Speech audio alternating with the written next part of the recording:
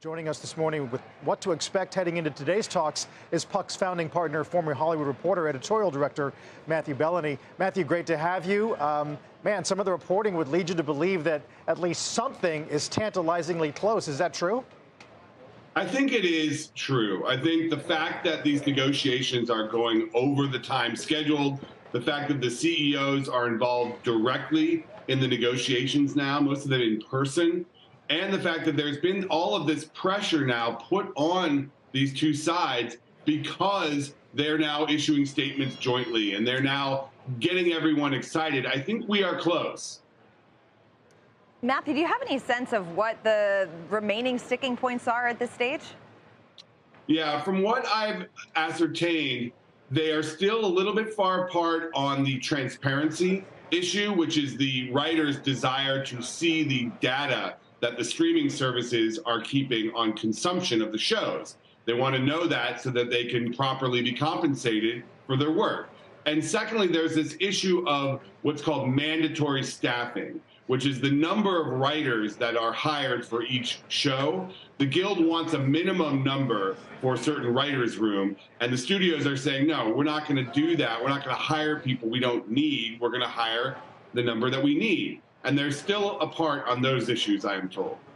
Matthew, how are they thinking about monetizing content and creative work in the wake of the AI revolution? And I guess the second question would be, how much space is there between a WGA deal and more progress on the actor side?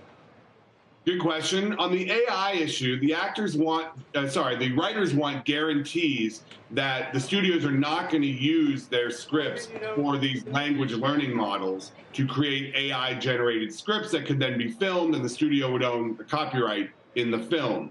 I've heard that they've made progress on that and are pretty close, and that's not the sticking point. The actors obviously have different concerns with AI with their generated images. They want protections against that.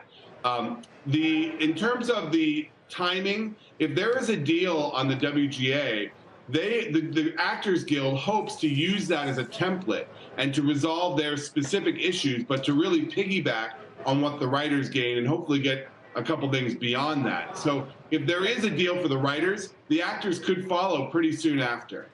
Matthew, what if there's not a deal? Some of the reporting has also suggested that if it doesn't come together quickly, that it won't for quite some time. What's your sense of kind of the worst case scenario if that deal is not consummated, say, by the end of today?